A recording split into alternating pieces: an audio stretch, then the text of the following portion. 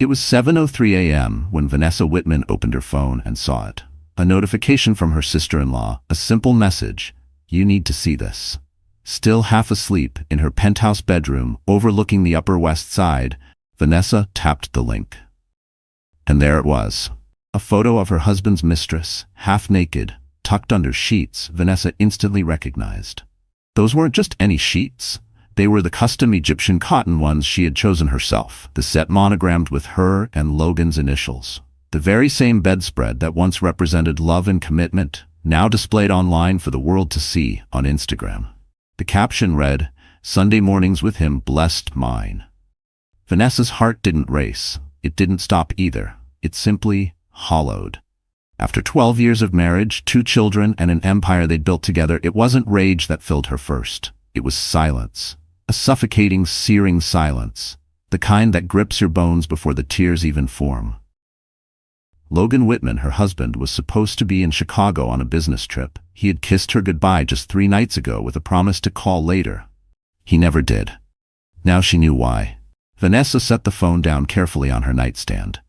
She walked to the window, her silk robe trailing behind her like a ghost of the woman she used to be.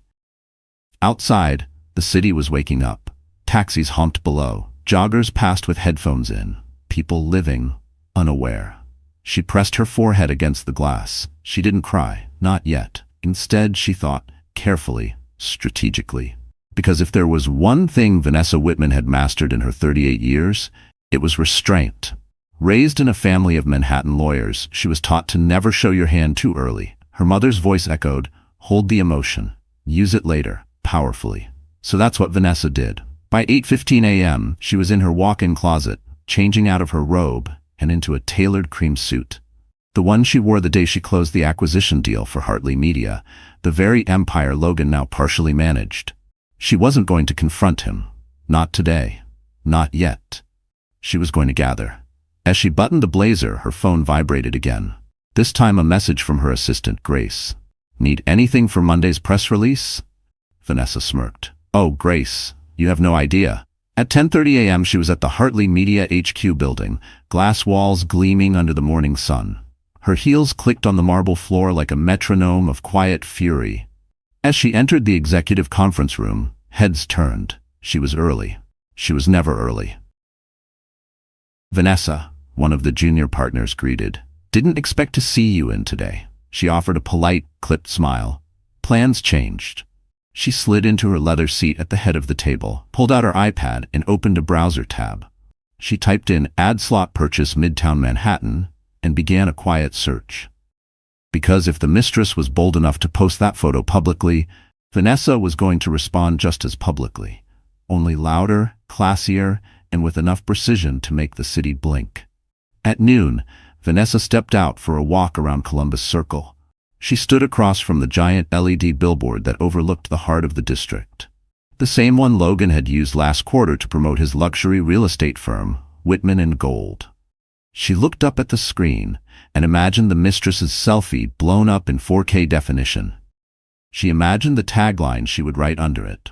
And right there, on that bustling Manhattan street, Vanessa smiled for the first time that morning. By 2 p.m., she had everything she needed. Grace, loyal and precise, had pulled the mistress's name and online history. Her name was Sienna Ray, 29 years old, a self-proclaimed lifestyle influencer. She had a modest following, but frequently tagged Logan in subtle ways, never by name, always with cryptic initials and phrases like, "L makes me feel safe." Vanessa clicked through photo after photo. Rooftop cocktails, hotel bathrooms, a tan hand resting on her thigh, Logan's wedding band peeking out from under a rolled-up sleeve. He wasn't even trying to hide it. She felt her stomach twist. But it wasn't pain anymore. It was planning. Sienna's selfie had only been up for 4 hours, but already it had over 9,000 likes and 300 comments, some from friends, some from fans, and some from trolls who speculated whether he was married. Vanessa wouldn't have to say a word. She'd let the city speak for her. By 4:45 p.m., she was back in her office. Her legal team had reviewed the media usage rights, confirming she could legally purchase an ad using a version of the selfie, since it was public content and she wasn't monetizing directly from Sienna's image. The ad company had one slot left for that week, Monday through Wednesday, running every 5 minutes from 7 a.m. to midnight. Perfect. She drafted the message herself. No agencies involved, no creative directors, just her keyboard, and her wrath. Her message? Just 7 words. He cheated here. In white block font, under the bed selfie. No names, no hashtags, no logo. Just raw, undeniable humiliation. She scheduled the ad to run directly under Sienna's upcoming sponsored content because Sienna had purchased a slot herself, one that Vanessa made sure to monitor via a quiet connection at the ad agency. At 7:10 p.m., Vanessa arrived home to an empty penthouse. Logan wouldn't be back until Sunday evening. Their children were at her mother's house for the weekend. She poured a glass of wine and walked to the master bedroom. The bed still looked pristine, untouched. She sat on the edge and finally allowed herself one tear. Just one. Because come Monday morning, the city wouldn't be talking about Sienna Ray's selfie. They'd be talking about what Vanessa Whitman did with it. Monday morning came with a cool breeze and heavy anticipation. Vanessa Whitman sat in the back seat of her private car, her fingers loosely wrapped around a thermos of black coffee. She wasn't dressed like a woman in mourning, far from it. She wore a sleek black jumpsuit with a wide belt, gold hoop earrings, and a pair of cat-eye sunglasses that shielded more than just the New York glare. They protected her calm, her restraint. Her driver, Malcolm, glanced at her in the rearview mirror. "Columbus Circle again, ma'am?" "Yes," she replied softly, "and take the slow route. I want to see it go up." The streets of Manhattan were already buzzing, yellow cabs honking, food trucks setting up, commuters rushing to work. But for Vanessa, the city was frozen in prelude. She could feel it, the weight of something about to erupt. At exactly 7 a.m., her car turned the final corner. And there it was, the billboard. Sienna Ray's seductive bed selfie had gone live just 2 minutes earlier, taking up the upper ad slot with her usual aesthetic, soft tones, tousled hair, playful expression. And then, 5 seconds later, the screen below it changed. He'd cheated here. White capital letters on a stark black background, placed strategically under the exact image Sienna had posted. Same lighting, same pose, same expression. It was subtle but vicious, and people noticed. Pedestrians stopped. A few pulled out their phones, some gasped, others snickered. Even those who didn't know the context could sense the impact. There was something so raw, so unapologetically deliberate about it. From the safety of her tinted car window, Vanessa watched a woman nudge her friend and point upward. "Is that her? That influencer chick?" "Oh my God, look at the message under it." Vanessa sipped her coffee slowly. Her heart didn't race. Her breathing remained steady. This wasn't revenge.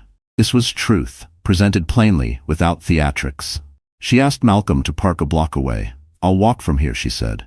"Ma'am, are you sure?" "I'm sure." By 7:20 a.m., she was standing across the street, blending into the crowd. She knew the press would pick up the story within hours, maybe even minutes. But for now, she was a silent observer in the theater of her own pain. Suddenly her phone buzzed. It was Logan. "Logan Whitman. Where are you? I need to talk. Urgent." She didn't reply. Not yet. Instead, she turned her gaze to the billboard again. The loop had started over. Sienna's selfie, followed by Vanessa's message. The timing was synchronized perfectly. Her inbox was filling up rapidly. Friends, clients, even journalists. One from New York Times Style wrote, "Did you authorize the LED response under Sienna Ray's ad? Is this a statement? Would love an official quote for publication." Vanessa smiled, not because she was proud, but because everything was unfolding with precision. Her plan wasn't about destruction, it was about clarity. By 8 a.m., Logan stormed into Hartley Media's executive lobby. His face was flushed, his collar unbuttoned. Security let him through without question. He was still part owner, after all. Vanessa was already waiting in the boardroom, calm, ready. He slammed the door behind him. "What the hell is this, Vanessa?" She looked up from her notepad. "Good morning, Logan. Don't play games with me. That billboard, are you out of your mind?" She closed her notepad slowly and folded her hands on the table. "Do you deny it?" He paused. "Deny what?" "Sleeping with Sienna, posting photos in our home, using my bed, our bed, as a prop for her social media?" Logan hesitated. His silence was confirmation. Vanessa stood. "I'm not here to argue, Logan. I didn't put your name on that screen. I didn't tag her account. I didn't even break any laws. But you, she walked slowly toward him, voice calm but deadly. You broke your vows, our home, and my trust. His face reddened further. You just humiliated me in front of the entire city. She smiled faintly. I didn't humiliate you. You did that all on your own. I just spotlighted it. Meanwhile, across town, Sienna Ray was waking up in her luxury apartment, completely unaware of the storm brewing outside her curated bubble. Her phone was blowing up. Over 50 DMs, hundreds of tagged comments, mentions from gossip accounts, confused followers, meme pages. What is happening? She muttered, scrolling through her feed. Then she saw it, screenshots of the billboard, her photo, and the text underneath. He cheated here. Her mouth fell open. No, no, no, no, she called Logan. He didn't pick up. Back at Hartley Media, Logan had dropped into one of the boardroom chairs, defeated. You planned this, didn't you? He said bitterly. You set this up perfectly. Vanessa didn't respond. She just gathered her things. I'm not filing for divorce yet, she said as she moved to the door. Logan looked up sharply. You're not? No, she replied coldly, because I want the truth on public record first. I want every detail laid bare, every lie, every name. She stopped at the door. And when I do leave, Logan, there won't be a penny or a piece of your reputation left untouched. Outside, the city was alive with whispers. By noon, hashtags were trending. He cheated here, Vanessa Whitman, Billboard revenge. People across the country were reposting the image, analyzing the elegance and ruthlessness of the message. News outlets began running headlines. Mystery woman calls out cheating husband with viral Billboard campaign. Who is the wife behind the he cheated here scandal? A masterclass in silent revenge. Vanessa never released a statement. She didn't need to. Her silence was the message. Sienna Ray had never felt this level of panic before. Not when she accidentally double-booked a brand deal. Not when her TikTok got shadow banned. Not even when she was almost caught at Logan's house that night. Vanessa came home early from a conference. This was worse. Much worse. Her phone wouldn't stop buzzing. Followers were sending the Billboard image to her DMs non-stop. Her agency called twice. One of her sponsors pulled out, no explanation, just a change in direction. Gossip sites were dragging her name through the mud, calling her a bed selfie homewrecker. The worst part? No one was saying Logan's name. It was her face, her body, her shame, and Logan wasn't answering. She stared at the text she had sent him 2 hours ago. We need to talk. Now. I didn't sign up for this. Still no reply. She slammed her phone down, shoved on a blazer over her loungewear, and ordered a car. If Logan wouldn't come to her, she would go to Vanessa. She didn't want drama. She wanted control back. Meanwhile, at Hartley Media, Vanessa was calmly finishing her second cappuccino as she reviewed quarterly reports. Her team was bustling with nervous energy. Everyone had seen the headlines. No one dared bring it up to her. But the glances, the hushed whispers, they were everywhere. Grace, her assistant, approached with an iPad in hand. There's a woman in the lobby, she said carefully. She says her name is Sienna Ray. She's asking to speak with you. Vanessa didn't flinch. She didn't even blink. Send her up, she said, setting her coffee aside. Grace raised an eyebrow. Are you sure? She wants clarity? She'll get it. 5 minutes later, the elevator doors opened, and Sienna stepped into the executive floor. Her posture was stiff. Her hair, usually flowing in curated waves, was tied in a tight bun. She wore oversized sunglasses that failed to cover the anxiety etched across her face. Vanessa stood, composed as ever, in a soft gray blouse and ivory slacks. She gestured toward the guest chair in her office. Please sit. Sienna remained standing. You think you're clever. I don't need to think, Vanessa said evenly. I know. Sienna scoffed. You humiliated me. Vanessa's voice remained calm. I didn't put your name on a single screen. I simply put a truth in front of the world and let them decide what to feel. You ruined my image. Vanessa finally looked up. You did that when you crawled into another woman's bed and bragged about it to your followers. Sienna flushed. He told me you two were done, that you were cold, that he slept in the guest room. Vanessa tilted her head. And you believed him? Or was it just easier to believe that than admit what you were really doing? Silence stretched for several seconds. Finally, Sienna sank into the chair. I didn't know it would turn into this, she whispered. The hate, the media, the brands dropping me. I didn't I didn't expect you to respond like that. Vanessa leaned back, folding her hands in her lap. Because women like me are supposed to cry, break down, tear other women apart in private. Sienna didn't respond. But I didn't attack you, Vanessa continued. I let the public see you, the version you chose to show, the truth you were so confident in. And now what? Sienna asked, voice hoarse. What do you want from me? Nothing, Vanessa said, standing. You're not my problem. You never were. You're just the footnote. Sienna blinked. What does that mean? Vanessa walked to the window and stared out at the skyline. It means, she said slowly, that Logan isn't the only one who underestimated me. Across the city, Logan sat in his law firm's private office, refreshing his inbox every 2 minutes. He hadn't left his seat since morning. His lawyer had sent him a warning that Vanessa's team had begun internal reviews into the financials of their joint holdings. He knew what that meant. Preparation for divorce proceedings. Quiet, ruthless, thorough. The media hadn't connected his name to the scandal, yet. But the whispers had started. Investors were calling. A few clients had postponed meetings. The market, he realized, cared more about perception than truth. And Vanessa had just controlled the perception perfectly. He tried texting her again. Vanessa, please, let's talk. Privately, read. No reply. Logan wasn't just worried about his marriage anymore. He was worried about losing everything. Back in Vanessa's office, Sienna stood to leave. She hesitated at the door. I'm not a bad person, you know? Vanessa looked at her. Then prove it. How? Start by not pretending to be the victim in a story you chose to participate in. Sienna's jaw tightened, but she didn't argue. She left the office without another word. The elevator doors closed behind her, and Vanessa exhaled slowly. Not out of relief, but because she knew that was just the beginning. By the end of the day, the billboard had gone viral across the globe. Even celebrities were chiming in online. A famous actress tweeted, "Whoever wrote 'He cheated' here, can we give her an award already?" A tech billionaire replied, "The cleanest takedown I've ever seen. No names, no noise, just facts." And beneath it all, Vanessa watched quietly, sipping her tea. Not because she wanted attention, but because silence, when used right, could echo louder than any scream. 2 days after the billboard went viral, Vanessa Whitman sat in a private lounge at the Lenox Club, an exclusive, members-only space for the city's elite. But she wasn't here for cocktails or social gossip. She was here for the next step in her plan. Across from her sat Eleanor Maddox, CEO of Maddox Ventures, and one of the most feared businesswomen in Manhattan. Gray-haired, razor-sharp, and decades ahead of her time, Eleanor had mentored Vanessa briefly during her early years in media.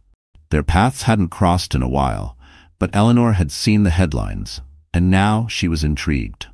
"I must say," Eleanor said, sipping her espresso, "I haven't seen a move that elegant since the boardroom wars of the early 90s. Vanessa allowed herself a small smile. "It wasn't meant to start a war. I just wanted clarity." Eleanor leaned forward. "Clarity is dangerous when you put it on a 4K screen in the middle of Manhattan. You knew exactly what you were doing. So tell me, what's next?" Vanessa looked her directly in the eye. "I want out, but I don't want to crawl away. I want to build something that makes everything Logan's touched feel outdated." Eleanor raised an eyebrow. "And you want funding?" "I want partnership," Vanessa corrected. "Not charity. I have the media contacts. I have the analytics. I have the audience now, whether I wanted it or not." Eleanor studied her for a moment, then nodded. "Send your proposal by Thursday. If it's half as sharp as your billboard, I'll back you." Just like that, Vanessa had the one thing Logan never thought she'd find after Betrayal: momentum. At Whitman & Gold, Logan was slowly unraveling. His firm had lost 2 mid-tier clients. A pending property deal had suddenly gone on hold. His partner, Marcus, had begun asking questions. "What's going on, Logan? I know you've been off since Monday." "It's personal," Logan replied, waving it off. Marcus didn't let it go. "Clients don't care if it's personal. They care if your name makes them look bad. And right now, your name is whispering through this city like wildfire." Logan leaned back in his chair, exhausted. "Vanessa's not even naming me." "That's what makes it worse," Marcus snapped. "She doesn't have to. You think people can't put 2 and 2 together? That's your penthouse. That's your bedspread. That's your mistress, the one you paraded around like a fool." Logan clenched his jaw. "I suggest you fix this," Marcus continued. before she decides to really go public, because when she does, the only thing left of you will be smoke. Back at Hartley Media, Vanessa stood before her boardroom table, marker in hand, sketching out a digital content strategy on a giant glass board. She had called in her top 3 department heads, legal, analytics, and creative, and gave each of them a single directive. Build me a brand that can't be touched. She wasn't just rebranding Hartley Media, she was transforming it. While most people were still glued to the scandal, Vanessa had already moved on to expansion plans. Her face was being recognized now. Her name was trending with power and precision. She didn't want to be the woman scorned forever. She wanted to be the woman who built an empire from ashes. I want a new vertical, she told her team. Lifestyle meets legacy. Real stories, real women, but bold. Unapologetic, not inspirational quotes over sunsets. I want truth. I want impact. Grace, her assistant, smiled. We've already started building out the domain, and traffic from the Billboard, it's converting into followers fast. Good, Vanessa said. Let's make sure they're following someone worth watching.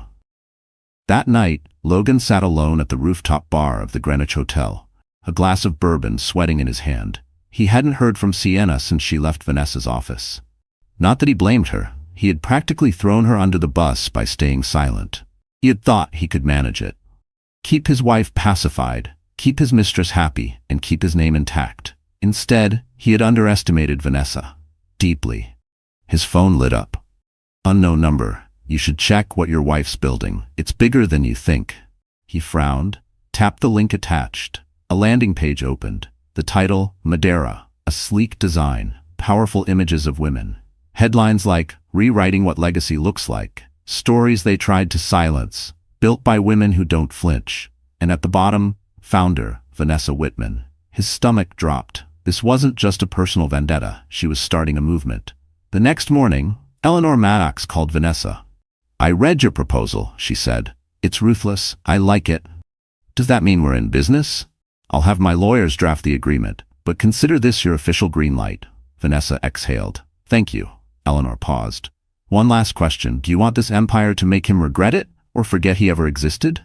Vanessa didn't hesitate. Both.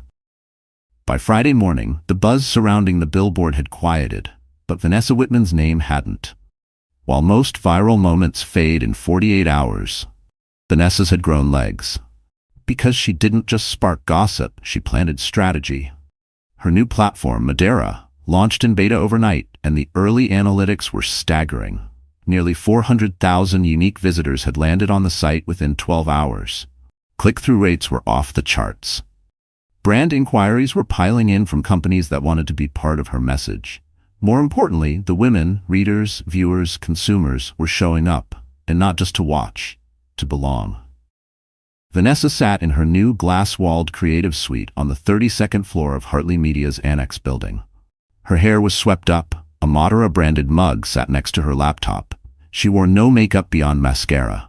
She looked effortless, and for the first time in years, powerful on her own terms. Grace entered the room holding a report folder. We just hit 1.2 million impressions, she said with a grin. And someone from Vogue just asked for an interview. Vanessa nodded but didn't smile. Let them wait. Grace paused. Are you okay?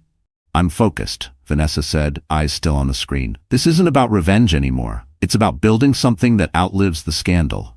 She tapped her keyboard, switching tabs. On one screen, her upcoming content strategy. On another, a list of key real estate investors. She hadn't told anyone yet, but Madeira wouldn't just be a digital brand. She wanted physical space, events, centers, even retreats, a legacy. Meanwhile, at Whitman & Gold, Logan stood staring out of his office window. He had just gotten off the phone with a commercial investor who'd backed out of a $3.5 million property deal, citing reputation uncertainty. His fingers drummed against the glass.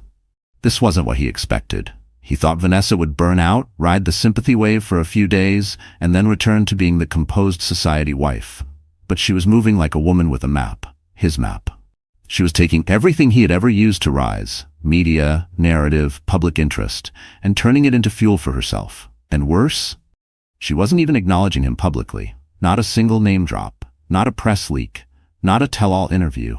Just silence. Intentional, surgical silence. Logan picked up his phone and called Sienna again. She declined. He sighed and walked back to his desk, where a new article blinked on his screen. Madeira, the media platform redefining modern womanhood, led by a name you thought you knew. Underneath it, a headline he didn't expect. Whitman and Gold struggles in face of PR fallout. He slammed the laptop shut. That afternoon, Vanessa took a call in her private conference room. On the screen was Julia Trent, a marketing executive at Asara Beauty, one of the largest global skincare brands. "We love what you're doing," Julia said, "especially the tone. It's sharp, it's real, and it doesn't beg for pity. That's rare." "I'm not interested in pity," Vanessa replied calmly. "I'm interested in power that doesn't apologize." Julia leaned closer. "We want to partner. Not just ads, a full capsule collaboration under the Madeira name, designed by you, marketed to the audience you've cultivated." Vanessa paused. "You'll give me creative control?" "Complete," she nodded. "Then we'll begin tomorrow." That evening, she returned home to the penthouse, the same one where Sienna had posted her infamous selfie.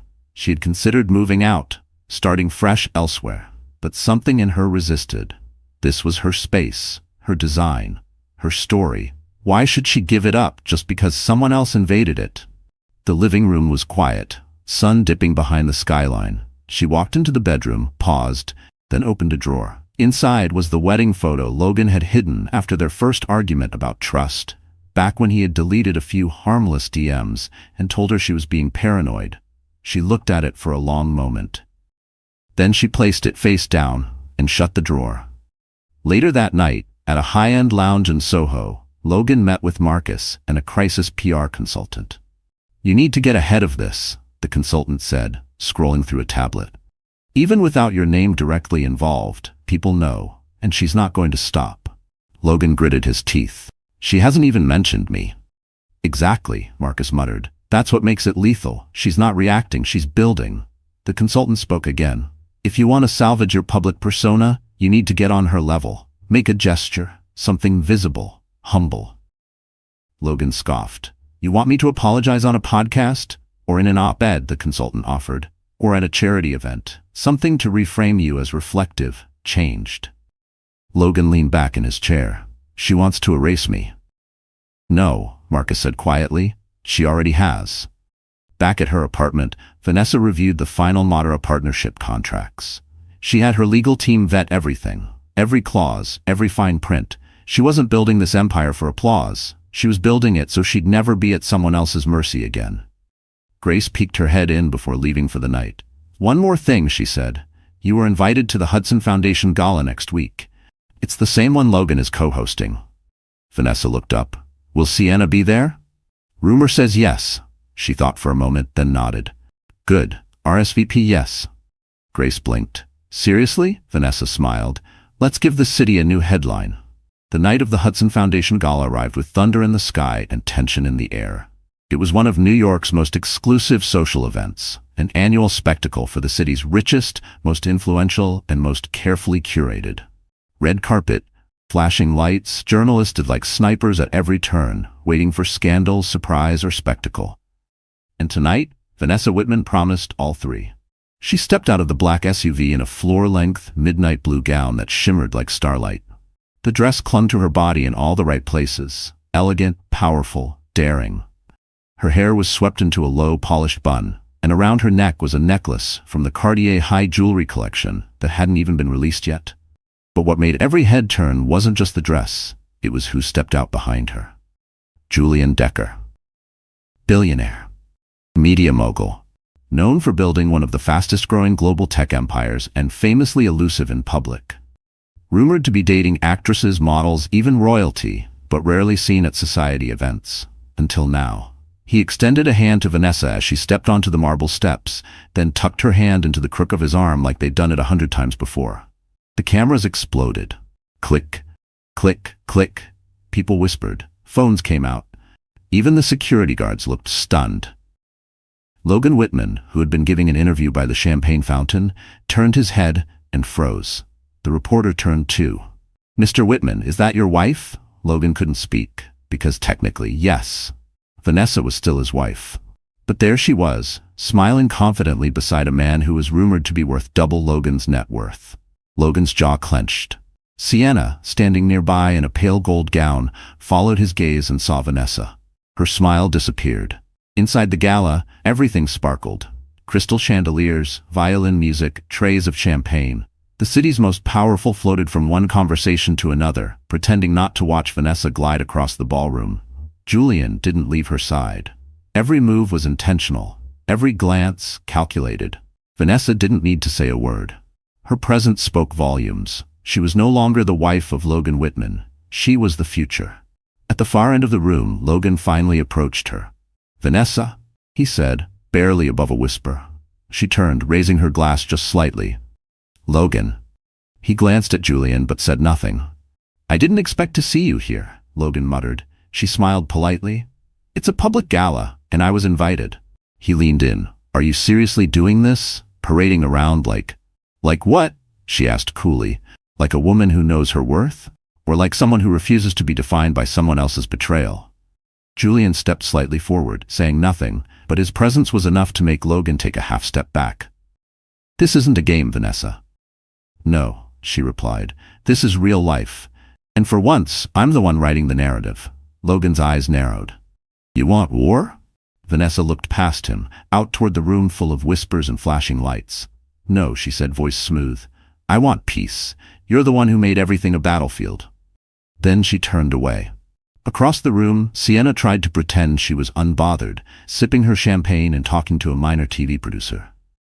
But her eyes kept drifting toward Vanessa. Everything about her seemed untouchable now. Refined, glowing. Even standing next to Julian, Vanessa didn't seem like a rebound or a headline. She looked like destiny being reclaimed. Sienna tried to shake off the growing lump in her chest. For the first time she realized, Logan was no prize. He was collateral. Later that night, as the silent auction began, Julian leaned toward Vanessa. "You handled that with more grace than I would have." Vanessa gave a small shrug. "You can't burn a house when you've already moved out." Julian smiled. "Is that what you're doing? Moving on?" She looked at him with the calm of someone who had seen the worst and walked through it barefoot. "I'm building a whole new skyline." At 11:37 p.m., a video clip from the gala hit social media. It showed Vanessa and Julian entering together, arm in arm, Vanessa smiling as cameras flashed. No words, no drama, just presence. Within an hour, it had 2.5 million views. By morning, it had a name, The Power Walk. A viral moment that defined not just the night, but an entire narrative shift. Suddenly, Vanessa wasn't the cheated-on wife, she was a symbol of power after pain, of elegance after betrayal, of silence that spoke louder than any accusation. Meanwhile, Logan sat in his car outside the venue, watching the clip replay over and over again on his phone. He didn't look angry, he looked hollow. Because somewhere in the back of his mind, he realized what had really been taken from him. Not just the marriage, not just the reputation, but the control. He used to define her. Now she was rewriting herself, without needing to erase him. And that was what made her dangerous. By Monday morning, Vanessa Whitman had returned to her usual schedule. But everything around her had changed. Her inbox was overflowing with partnership requests. Her legal team was finalizing a property deal for Madura's first in-person summit. The Vogue interview she postponed, already being labeled the most anticipated editorial of the season.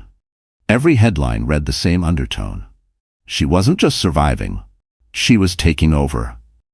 But behind the scenes, a storm was building, because Logan Whitman had reached his breaking point. He couldn't take the headlines anymore. Couldn't scroll through Instagram without seeing his wife celebrated like a queen, while his own name was slowly fading from relevance. The investors who once shook his hand with respect now nodded with caution. He had become a man under shadow, and he hated it. So he made a call, a quiet one, to a gossip columnist he'd worked with in the past, someone who specialized in exclusive leaks and whispers from inside elite marriages. The kind of stories that couldn't be proven, but were juicy enough to trend. He gave them just enough. Hints about Vanessa's supposed behavior during the early years of their marriage. Claims that she had emotionally checked out long before the affair, that she was obsessed with public image. And his final jab that her new romance with Julian was a calculated PR rebound. By Tuesday morning, the article was live. Exclusive: is Vanessa Whitman's reinvention as pure as it seems? Sources claim the Madara founder wasn't always the innocent party in her high-profile separation. The story offered no real proof, no direct quotes, just suggestive language, anonymous claims, and speculation disguised as journalism.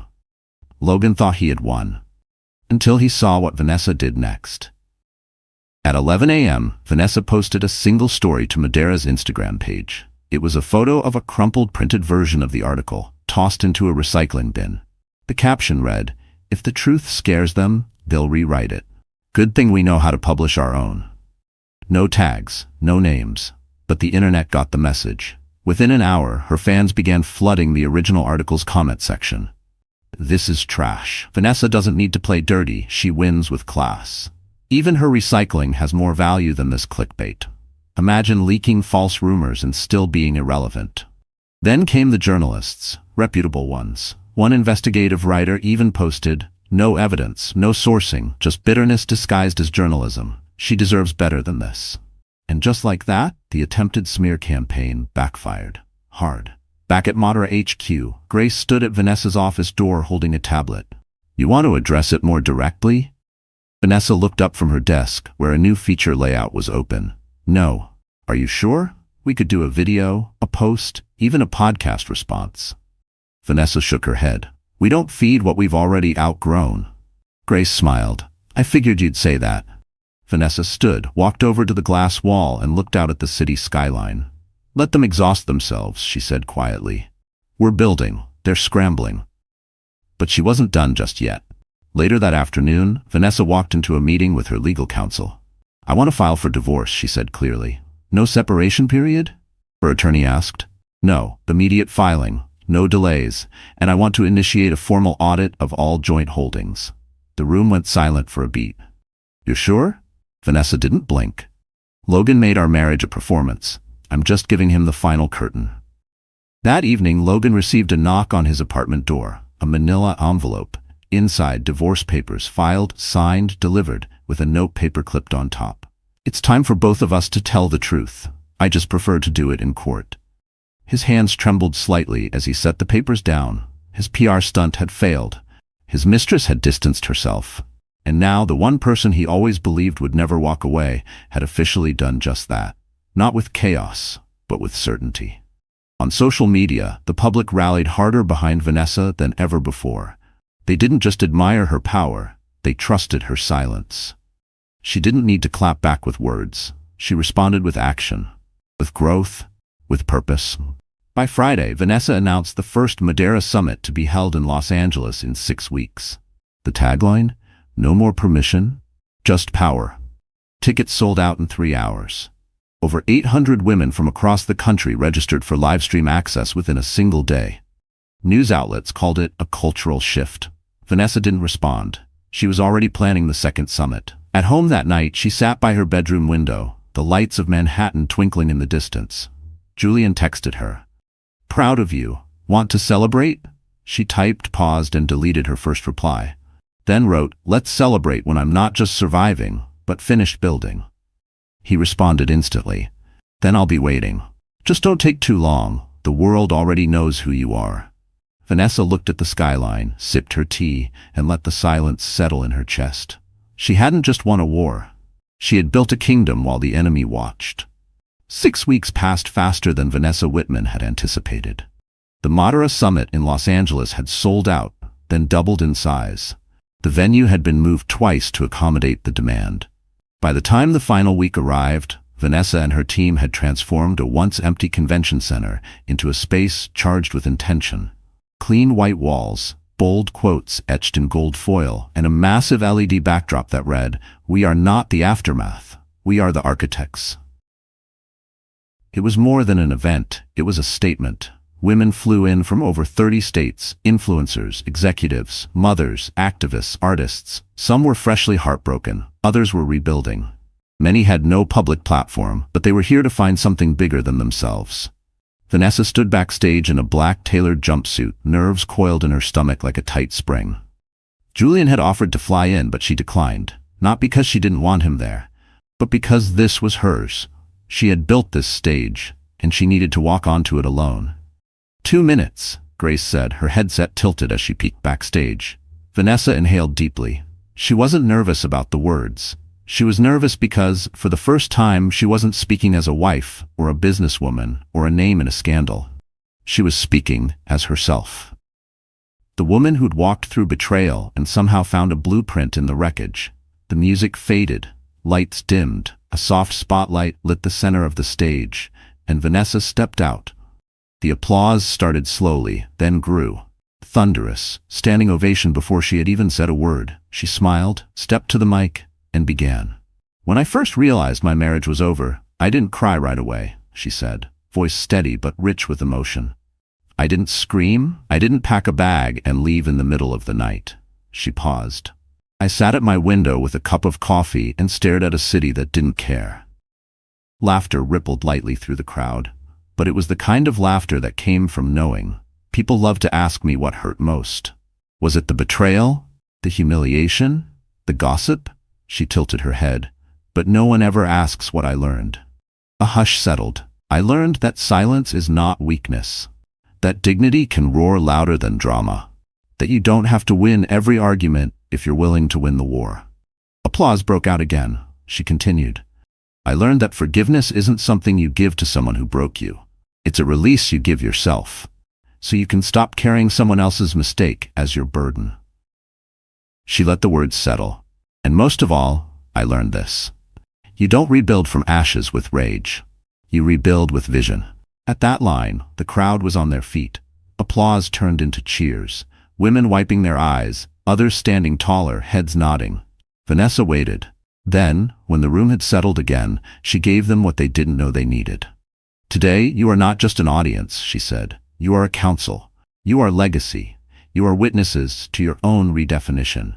She walked slowly across the stage, making eye contact, stopping now and then as if speaking to individuals. You don't need to go viral to be valuable. You don't need applause to matter. You don't need someone to choose you to start. She pointed gently to the room. You already started. You're here. A young woman in the second row covered her mouth, trying not to cry. An older woman near the back whispered to her friend, "She's telling my story." Vanessa finished with a promise. I will never be the loudest voice in the room, but I will be the one building while the noise fades. The room exploded again. A full minute standing ovation, and Vanessa stood still, strong, composed, no longer a woman reacting to betrayal, but a woman leading a revolution. That evening, clips of her speech dominated social media. This woman didn't just heal, she handed out the blueprint. Every woman who's ever been dismissed needs to hear this. This wasn't a keynote. It was a reclaiming. By midnight, Vanessa's name was trending globally. The Madara site crashed twice from traffic. Asara Beauty announced they would donate 10% of all collaboration profits to a scholarship fund under Vanessa's name for women returning to the workforce after abuse or divorce. Julian texted her again. Now can I celebrate with you? She smiled and finally replied, Yes, I think we both earned it. Across the country, Logan watched the summit clips alone from his penthouse. He had considered attending anonymously. He even had a ticket, but something stopped him. Fear, shame, or the realization that Vanessa had become someone he no longer recognized. He poured a drink and clicked replay again. There she was, elegant, powerful, magnetic. Not because she had destroyed him, but because she had never needed to. She had outgrown him. Completely. And the worst part, she didn't even have to say his name. Later that week, Vanessa walked through the empty summit venue. Crews were packing up, banners came down, chairs were being folded, but in the center of the room, she stood still, soaking it in. Grace joined her with a soft smile. You did it. Vanessa shook her head gently. We did. Grace handed her a printed note that someone had left on their seat. Vanessa read it silently. I almost gave up this year. Then I saw what you built. Thank you for showing me we can start again. With grace, not just anger. She folded the paper slowly and held it to her chest. Because this was why she started. Not to be loud, not to be right, but to be a light. The morning after the Madeira summit, Vanessa Whitman thought she'd have a moment to breathe. Just one. A quiet sunrise, a cup of coffee, maybe a walk without being recognized. But peace doesn't always come when you've gone viral. She was halfway through her breakfast when Grace burst into the room holding her phone. You need to see this, she said, breathless. Vanessa reached for the phone, her instincts already sharp. On the screen was a live stream from a major morning news show, one of the most watched talk shows in America. The guest? Logan Whitman. Vanessa narrowed her eyes. The lower third read, "Exclusive. Logan Whitman breaks his silence." The host leaned in, voice syrupy and probing. "So Logan, millions of people have been following your very public unraveling. Excuse me, divorce. From Vanessa Whitman. What made you decide to speak up now?" Logan gave a rehearsed, somber smile. "I think, for a long time I was in denial, about my marriage, about what I lost, about what I did." Vanessa set down the fork. He continued, eyes glassy for the cameras. "I hurt someone extraordinary, and I watched her turn that pain into something powerful. And now I'm here not to win her back, but to tell her, if she's watching, that I'm sorry. I really, truly am." The host's eyes sparkled with delight. "Do you still love her?" He didn't blink. "I never stopped." By noon, the internet had exploded. Logan's apology just aired. Do we believe him? Should Vanessa give him a second chance? Redemption arc or publicity stunt? Hashtags started trending. Logan live, Vanessa, don't look back, he said sorry. People argued in the comments. Some swore they saw genuine remorse. Others said it was too little, too late. But Vanessa? She stayed silent, at least for the moment. That afternoon, she sat in her office reviewing a proposal from a production company that wanted to turn Modera's story into a docuseries. Grace hovered nearby. "Are you going to respond?" Vanessa didn't look up. To what? To the world asking if you're going to forgive him. Now she looked up, steady and direct. "Grace, the world didn't live in that house with me. The world didn't see the quiet lies, the disappearing hours, the woman I almost lost inside myself." Grace said nothing. Vanessa's voice softened. "This isn't about forgiveness, it's about boundaries." Grace hesitated. Still, a response might shut the door. Publicly. Vanessa stared at the window. The skyline gleamed, proud and untouchable. She stood. "Then let's close it the right way." The next morning, Vanessa appeared on the same morning show. The producers had begged for it. Originally, she had declined, but now it was necessary. She sat across from the same host, wearing a white blouse and navy trousers. Simple, grounded. Her hair was tucked behind her ears. No statement jewelry, no need. The host welcomed her with an air of anticipation. "Vanessa, it's good to have you here, especially after, well, yesterday." Vanessa smiled faintly. "Thanks for having me." The host leaned in, camera zooming. "Logan said a lot of things. He apologized. He said he never stopped loving you. Some people were moved. Others thought it was performative." She paused. "Did you watch it?" "I did," Vanessa said. "And?" Vanessa inhaled, her eyes never leaving the host's. "I think it takes courage to admit mistakes. And I respect that." The host nodded eagerly. "Does that mean?" Vanessa held up a hand gently. "But," she continued, "apologies don't guarantee access. Growth isn't a ticket back into someone's life. It's the beginning of a path, your own path." The audience fell completely silent. Vanessa went on. "I don't hate Logan. I don't wish him harm. But love isn't always a reason to stay. Sometimes it's the reason you leave." The host leaned back, visibly affected. "Wow," Vanessa finished softly. "I hope he finds peace, but I've already found mine." The applause was instantaneous. Clips of the interview spread like wildfire. Vanessa's response is what emotional maturity looks like. Best shutdown of a manipulative redemption arc I've ever seen. She didn't drag him, she elevated herself. Her words were turned into quotes, memes, TikToks. One audio snippet of her saying apologies don't guarantee access was used in over 100,000 reels by the weekend. She hadn't slammed the door. She had simply walked out of it, closed it behind her, and locked it with grace. Logan saw the interview from his hotel room. He didn't cry. He didn't rage. He just sat there, phone in hand, with the weight of finality pressing into his chest. He'd tried everything to spin the narrative. But Vanessa hadn't needed to spin anything. She just told the truth, and somehow that had become more powerful than anything he'd ever built. That night, Vanessa received a call from Julian. "I watched your interview." She chuckled lightly. "Did you expect drama?" "No," he said, "but I was reminded why I respect you." She leaned against her kitchen counter. "I'm tired of being seen as the woman who got away." "Then what are you?" There was a pause. Then she answered, "I'm the woman who knew when to walk." Julian exhaled, almost a smile in his breath. "I like that woman." Vanessa didn't respond right away. Because deep down, she did too. 2 months after her final public interview, Vanessa Whitman's life looked very different. The cameras had moved on. The headlines had quieted. The hashtags weren't trending anymore. But Vanessa wasn't seeking the spotlight anymore. Because she had something better. Freedom. Billionaire had grown into a multi-platform powerhouse. It wasn't just a media company, it was a movement. Her team had tripled. Her community had reached global scale. Her collaboration with Asara Beauty had outsold every previous partnership in the brand's history. But Vanessa wasn't chasing milestones now. She was building meaning. And she knew exactly where to begin. It started with a letter, not to Logan, not to the press, not even to Julian, but to herself. On a quiet Sunday morning, Vanessa sat by the large bay window in her apartment with a journal open across her lap. At the top of the page she wrote, "Closure is something you give yourself."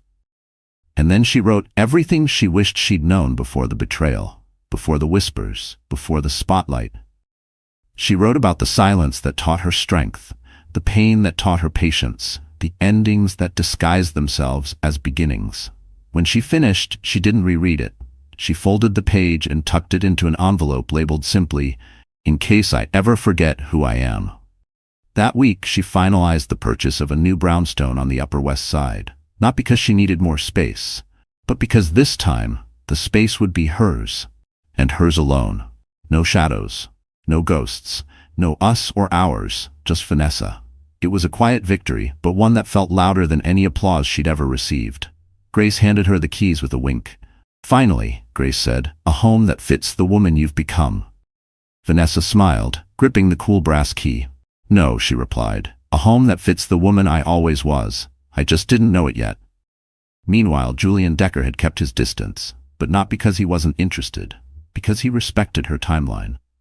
She had told him early on, with clarity and without apology, "If this becomes a distraction from my growth, I'll walk away." He admired that. So when he texted her the night she moved into the new brownstone, "Dinner, no press, no expectations, just us," Vanessa replied, "Only if you bring dessert." He showed up with lemon tarts and a bottle of red wine.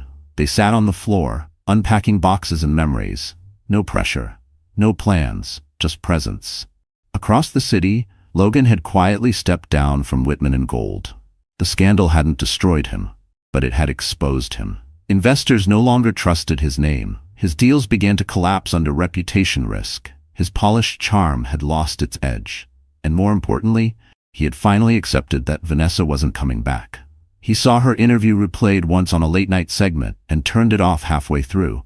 Not out of anger, but because he finally understood the truth. She didn't leave him for someone else. She left to return to herself. At the one-year anniversary of Madeira's founding, Vanessa held a private event. No cameras, no press, just women. Women who had been part of the movement from the start. Women who had written letters, shared stories, fought back, stood tall. She stood at the center of the circle, microphone in hand, but didn't speak right away. Instead, she handed the mic to a young single mother, then to a retired professor, then to a woman who had left an abusive marriage. They spoke, they cried, they laughed, and Vanessa listened. Because her power didn't come from the noise she made, it came from the space she held. Later that evening, Grace handed her a glass of champagne. "You could have built a billion-dollar empire with the attention you got." Vanessa looked around the candlelit garden. "I did," she replied, "just not in cash." Grace clinked her glass. "So what now? What's next?" Vanessa exhaled, a peaceful smile spreading across her face. "Now," she said, "now I teach other women to build without burning." The next morning, she posted one final message to her personal Madeira profile. No photo, no filter, just words. "I am no longer defined by what I left. I am defined by what I chose next, and I choose myself, loudly, fully, and forever." The post garnered over 1.3 million likes, but Vanessa didn't check the notifications. She was out walking, hair loose, phone in her bag, smiling to no one but herself. So, the story has ended, our wonderful friends. Are you still here? If you are, then maybe something in Vanessa's journey touched something deep in yours. Maybe you too have been hurt, betrayed, underestimated. But here's what we learn. Closure doesn't come from the one who broke you, it comes from the one you choose to become. Like the Stoics say, no man is free who is not master of himself. And today, we watched a woman reclaim that mastery. Not with revenge, but with clarity, vision, and grace. If this story moved you even just a little, please hit that like button, drop a comment below to share what part spoke to you, and don't forget to subscribe. There are more stories coming, not just to entertain, but to help you heal, reflect, and rise. Because sometimes the most powerful thing you can do is walk away and still shine.